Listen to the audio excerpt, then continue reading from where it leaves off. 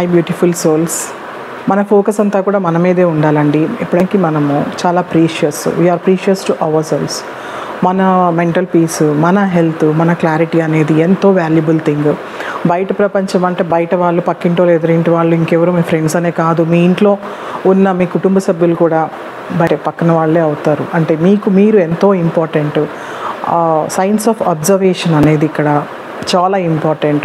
మీకు మీరు అబ్జర్వ్ చేసుకుంటూ సైలెంట్గా కూర్చున్నప్పుడు మీలో ఉన్న ప్రతిదీ, what is going on inside you, మనలో ఏం జరుగుతుంది అనేది మనకు క్లారిటీ వస్తుంది.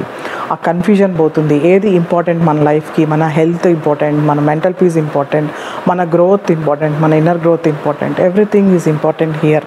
ఎన్నో అబ్స్టాకిల్స్ వస్తాయి. The people come and go, emotions వస్తాయి పోతాయి, ద సిచ్యువేషన్స్ వస్తాయి పోతాయి. బట్ డోంట్ జడ్జ్మెంట్స్లోకి అస్సలు వెళ్ళొద్దు. బయట సొసైటీ పరంగా ఏది జరుగుతున్నా కూడా జడ్జ్మెంట్స్ ఇవ్వడము, ఇంటర్ఫియరెన్స్ ఎప్పుడైతే ఇస్తామో లాట్ ఆఫ్ ఎనర్జీ అంతా కూడా వేస్ట్ అయిపోతుంది. ఎన్నో జరుగుతూ ఉంటాయి లైఫ్లో, దాంతోనే మన ప్రపంచం అంతా ఆగిపోతూ.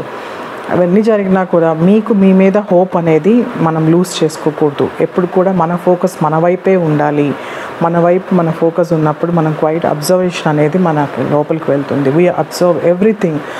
ఏం తింటున్నాము, మన ఆలోచన ఎలా ఉంది, మనం శ్వాసించేటప్పుడు ఎలా బిహేవ్ చేస్తున్నాము, మనం బయట పీపుల్తో మాట్లాడేటప్పుడు ఎలా బిహేవ్ చేస్తున్నాము, ఇదంతా కూడా సైన్స్ ఆఫ్ అబ్జర్వేషన్. ఎప్పుడైతే మనం క్వీన్గా అబ్జర్వ్ చేసుకుంటామో వీ అసెండ్ అనమాట. మనం ఎవాల్వ్ అవుతాము కాన్షియస్ లెవెల్స్లో, మన చైతన్య పరిధులలో మారిపోతూ ఉంటాము.